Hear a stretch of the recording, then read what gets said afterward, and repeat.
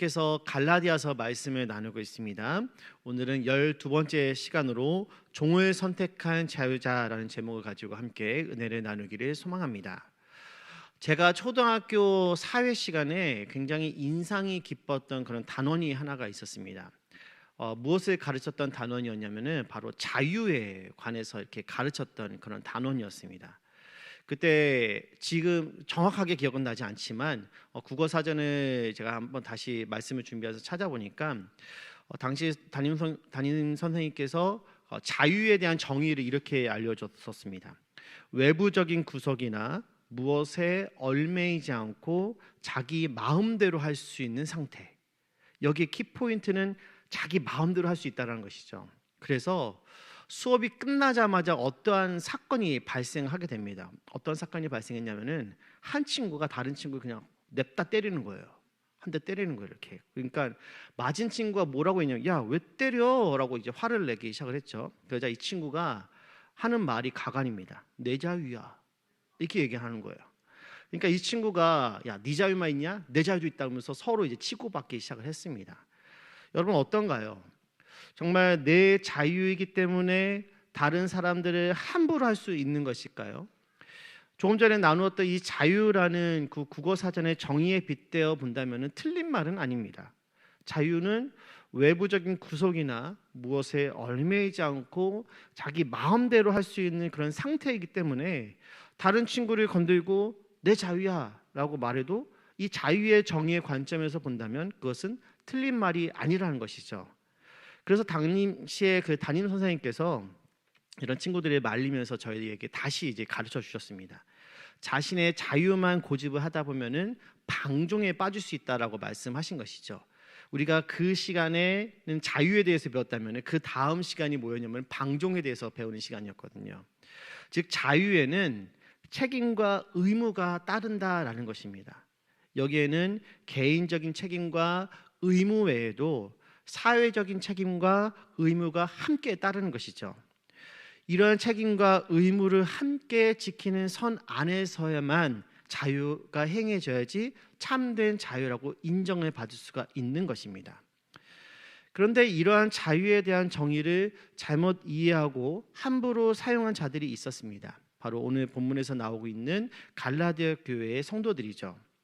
주님이 자유를 우리에게 주셨는데 갈라디아 교회는 그 자유를 잘못 이해해서 오해하기도 하고 또 반면에 그 자유를 잘못 사용해서 오용하기도 했던 것입니다. 우리는 자유에 대해서 잘못된 그 양극단을 생각해 볼 수가 있습니다. 한쪽은 자유를 오해해서 자유를 빼앗긴 채 자유를 사용하지 못하는 경우죠. 또 다른 한쪽은 자유를 오용해서 잘못된 목적으로 자유를 함부로 사용을 하는 것입니다. 오해와 오용 양쪽 모두 다 문제인 것이죠. 지금까지 바울은 오해에 대한 문제들을 앞에서 다루었습니다. 바울은 복음을 통해 누구든지 자유로울 수 있다라고 선포를 했죠. 그래서 갈라디아서 5장 1절에서는 그리스도께서 자유를 주셨기에 굳건하게 서서 다시는 종의 멍에를 매지 말라라고 그렇게 명령을 했습니다. 주님이 주신 자유를 빼앗기지 말라라는 것이죠. 율법을 행함으로 의롭게 되려고 하는 그 시도, 그들이 말하는 다른 복음에 속지 말라고 경고를 하고 있는 것입니다. 바울은 자유를 오해하지 말라고 갈라디아 성도들에게 이야기합니다. 그리고 바울은 오늘 본문에서 다시 자유에 대해서 명령합니다. 이번에는 그 반대 측면에서 자유를 오용하지 말라라고 이야기를 하고 있는 것이죠. 사랑하는 성도 여러분, 우리는 자유를 빼앗기지 않도록 조심해야 할 뿐만 아니라 우리는 자유를 잘못 사용하지 않도록 또한 조심해야 한다라는 것입니다. 만약 여러분들이 종으로 살다가 자유를 얻었다라고 한다면 오랜 세월 동안 갇혀서 지내다가 자유롭게 풀려났다고 한다면 그렇다면 그 얻은 자유를 가지고 무엇을 해야만 할까요? 아마도 자유를 억압받아 본 적이 없어서 감이 잘 안 올 것 같습니다. 저를 포함해서 사역자들은 대부분 주일날까지 사역을 하기 때문에 보통 월요일에 이제 쉬게 됩니다. 사역자 외에 다른 사람들에게 월요일은 정말로 바쁜 날이죠. 개인적으로 월요일이 되면 오롯이 저만을 위해서 그 시간을 사용하고 싶을 때가 있습니다. 6일을 열심히 살아오다가 하루를 쉬게 되었을 때 주어진 그 자유 시간이 너무나도 기대가 되는 것이죠. 그렇다면 제 머릿속에서 어떤 생각들이 돌아가기 시작할까요?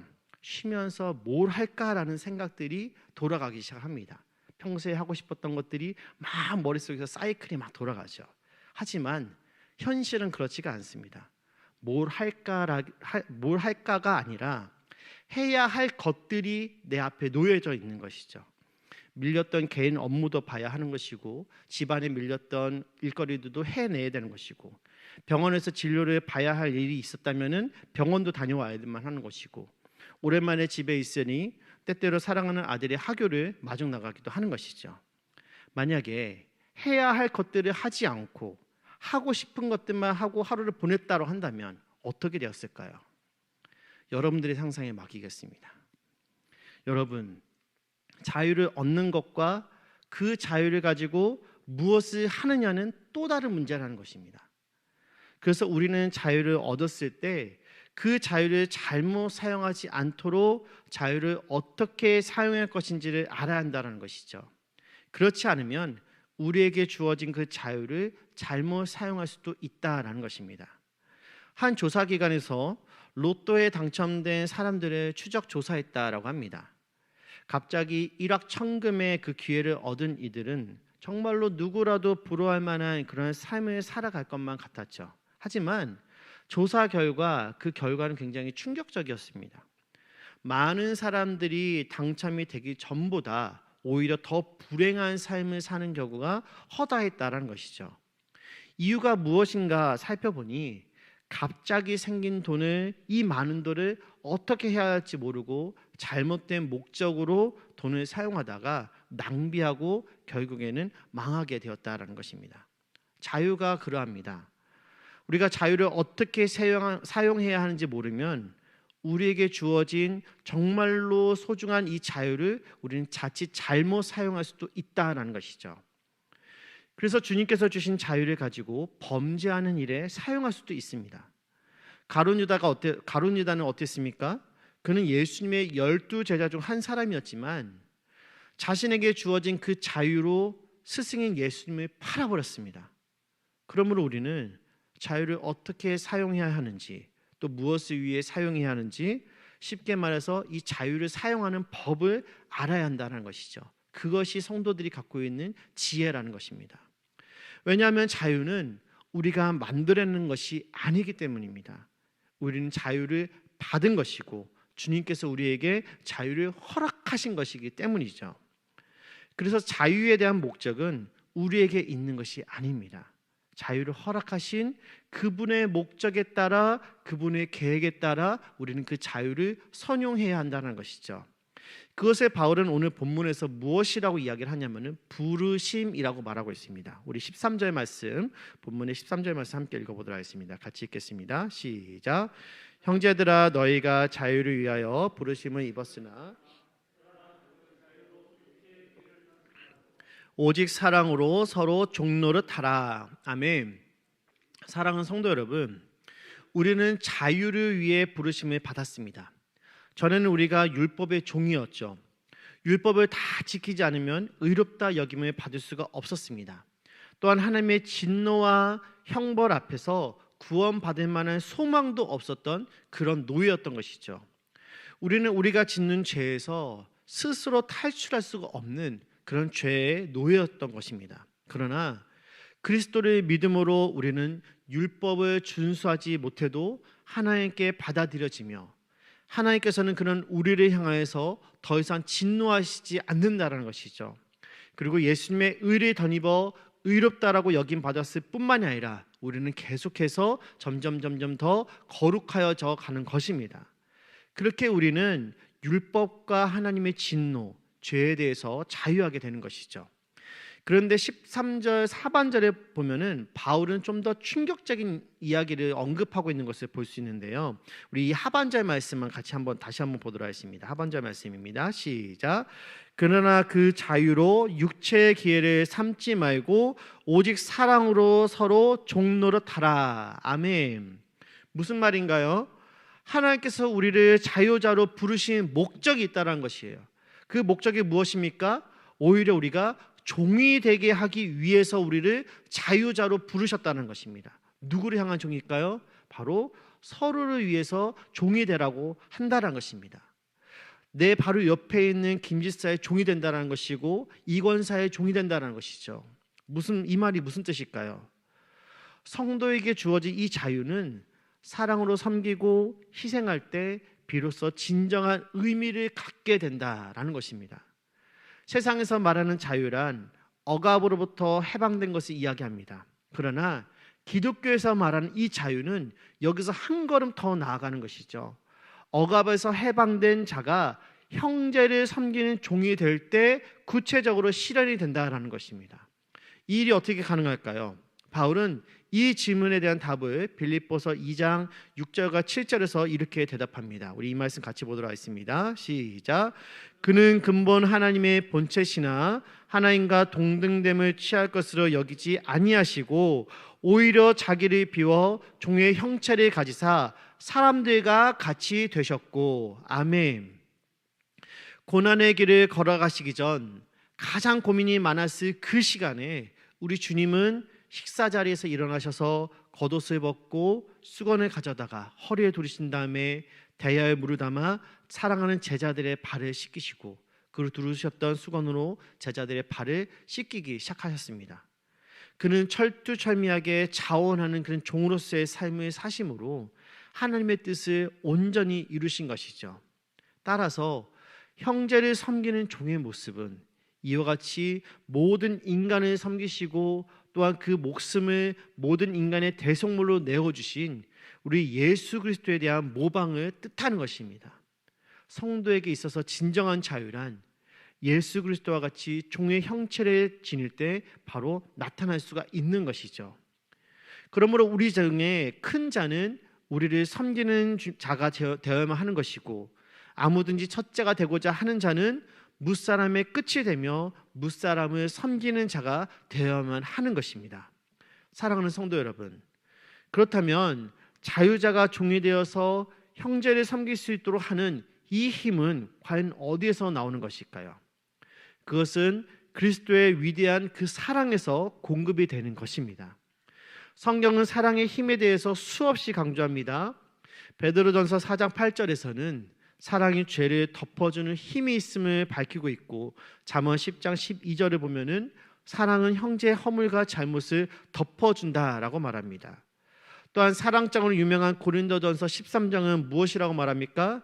사랑은 모든 것을 참으며 모든 것을 믿으며 모든 것을 바라며 모든 것을 견딘다라고 말하고 있습니다. 그러므로 그리스도의 사랑으로부터 우리는 형제를 참고 믿으며 기대하고 견딜 수가 있는 것입니다. 따라서 성도는 사랑으로부터 이러한 힘을 얻어서 형제를 섬기고 그럼으로써 참된 자유함을 성경이 말하고 있는 자유의 참된 의미를 누리게 되는 것이죠. 그렇기 때문에 바울은 지금 우리에게 오직 사랑으로 서로 종노릇하다라고 힘주어서 이야기를 하고 있는 것입니다. 사랑하는 여러분, 우리의 자유는 오직 사랑으로 서로 종노릇하는 그런 자유임을 잊지 마시기 바랍니다. 그리스도로 말미암은 이 자유는 단순히 억압에서의 해방만을 의미하지 않습니다. 그것은 그리스도의 멍에를 쓰고 형제의 종이 될 때 비로소 실현되는 자유라는 것이죠. 저와 여러분 모두가 이 사실을 명심하고 섬김의 본을 보이신 우리 주님을 따라 주님의 몸된 교회의 지체들을 섬기고 받든 일에 있어서 최선을 다할 수 있기를 간절히 소망합니다. 계속해서 본문 14절과 15절 말씀 우리 함께 보도록 하겠습니다. 같이 읽겠습니다. 시작. 온 율법은 내 이웃 사랑하기를 만일 서로 물고 먹으면 피차 멸망할까 조심하라. 아멘.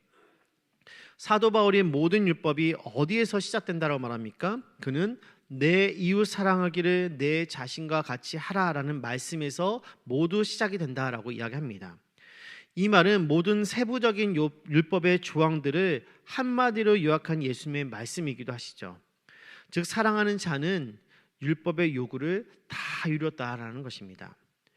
이웃을 사랑하는 것으로 우리는 율법을 지킬 수가 있는 것입니다. 조금 더 정확하게 말하자면 하나님을 사랑하고 이웃을 사랑한다면 우리는 율법을 다 지키는 것입니다.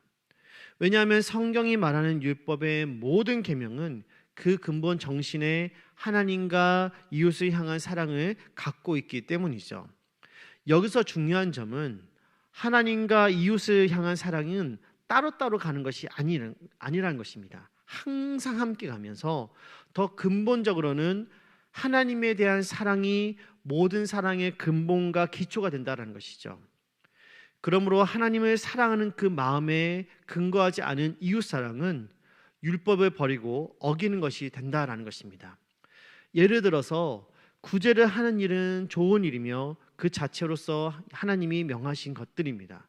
하지만 다른 사람들에게 유익한 것일지라도 그것이 하나님의 사랑에 근거하지 않고 자신의 이름을 드러내기 위한 그런 외식적인 것이라면 표면적으로는 율법을 지키는 것처럼 보이지만 내면적으로는 율법을 어기는 것이 된다라는 것이죠. 그러나 그렇다고 해서 이 말이 도덕을 폐기해야 된다라는 그런 도덕 폐기론자들이 주장하는 바와 같이 서로 사랑하면 그 사랑을 위해 율법을 없애도 된다라고 말하는 것이 아닙니다. 이들은 모든 권위와 규범을 거부하기 때문에 모든 윤리적 규범과 도덕적 강령들 또한 거부하고 있습니다. 이들에게는 오직 사랑의 법밖에 없다는 것이죠. 사랑하기만 한다면 모든 것이 가능하다는 것입니다. 그러나 도덕 폐기론자들의 이러한 주장은 사랑과 자유에 대한 잘못된 이해에서 비롯된 것입니다. 바울은 우리가 그리스도의 은혜 안에 거함으로 율법에서 해방되었으며 이로 인해서 더 이상 율법 아래 있지 않다라고 말합니다. 더 나아가서 율법이라는 종의 멍에를 다시는 메어서도 안 된다라고 이야기하죠. 그러나 이는 결코 율법은 무익한 것이라서 어떤 율법 조항도 더 이상 준수할 필요가 없음을 뜻하는 것이 아니란 것이에요. 바울의 그 말은 우리가 율법적인 행위로서 하나님께 의롭다 하심을 받을 수 있는 것이 아니다라는 이러한 사실을 강조하며 말한 것입니다. 우리가 하나님과 화해할 수 있는 것은 우리 자신이 율법의 요구에 복종해서가 아니라 친히 죽으심으로써 율법의 저주를 전부 다 담당하신 예수 그리스도에 대한 믿음에 의존하기 때문이라는 것이죠.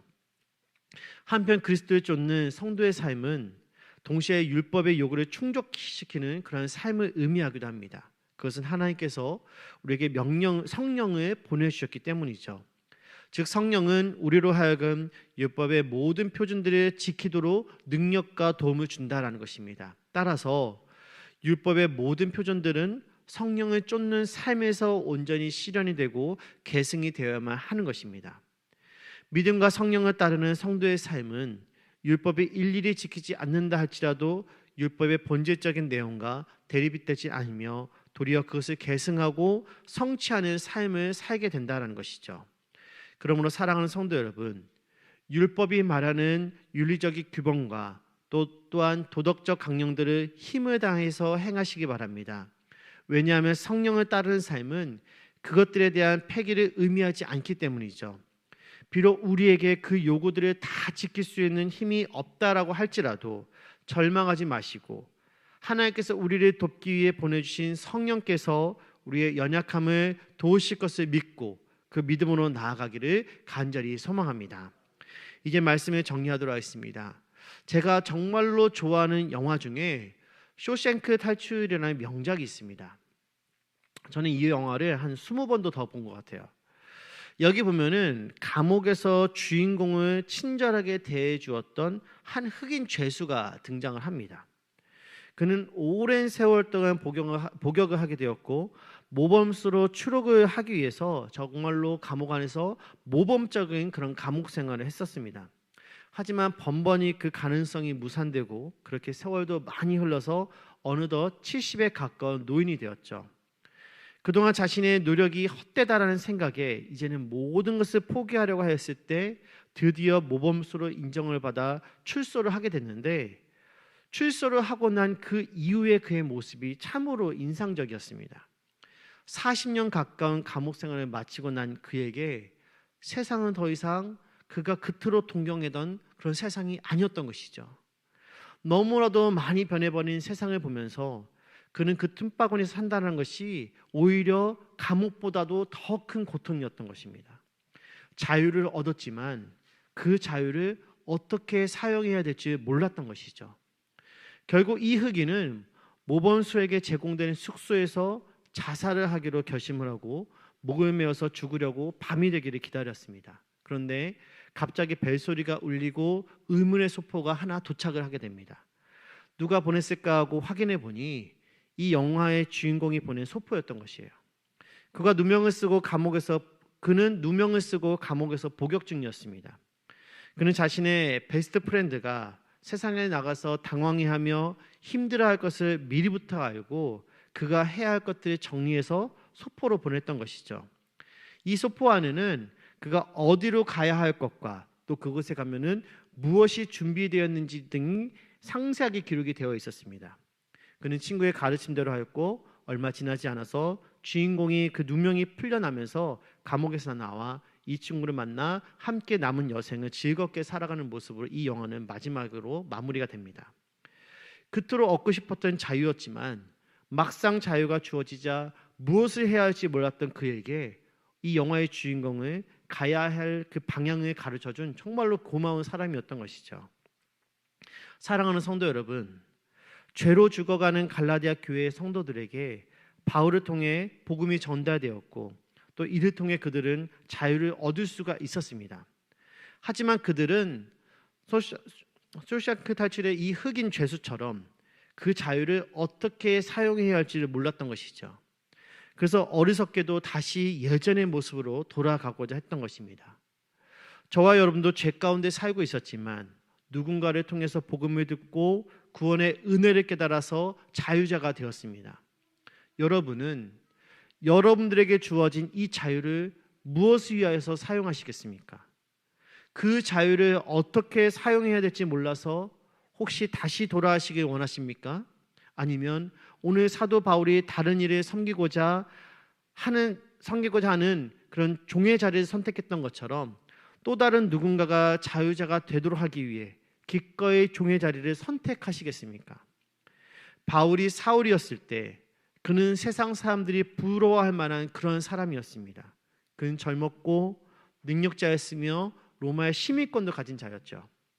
하지만 그가 자신이 가진 것을 분토만도 못한 것을 여기게 된 것은 바로 복음 때문이었습니다. 그는 복음을 위해서 종을 선택한 자유자였던 것이죠. 그래서 바울은 고린도전서 9장 19절에서 이렇게 고백합니다. 우리 함께 이 말씀 읽어보도록 하겠습니다. 시작. 내가 모든 사람에게서 자유로우나 스스로 모든 사람에게 종이 된 것은 더 많은 사람을 얻고자 함이라. 아멘. 사랑하는 성도 여러분, 복음으로 주어진 자유를 무엇을 위해서 사용하시겠습니까? 이제 여러분들의 자유를 통해 어떠한 영광을 하나님께 올려드리시기를 여러분들은 원하시고 계십니까? 간절히 바라기는 여러분들의 자유가 영혼 구원을 위해서 귀하게 쓰임받을 수 있기를 간절히 원합니다. 주님을 위하여서 기꺼이 내가 누리던 모든 것들을 포기하는 것, 그것이 은혜임을 잊지 않고 기쁘게 주님의 나라를 위하여 종의 모습으로서 다른 일을 섬길 수 있는 저와 여러분들 되기를 간절히 소망합니다. 그래야 특별히 이번에 준비된 우리 새생명 축제를 통하여서 우리가 마음에 품은 이 태신자들 정말로 우리의 종의 심정을 가지고 우리에게 먼저 구원의 은혜를 베풀어 주신 그 하나님의 은혜에 감격하여서 그들을 섬기고 우리의 이 섬김을 통해 태신자들이 감동을 받고 하나님의 자녀가 되는 그런 귀한 축제장이 열릴 수 있기를 주님의 이름으로 간절히 소망합니다. 우리 함께 찬양하며 기도하며 나가도록 하겠습니다.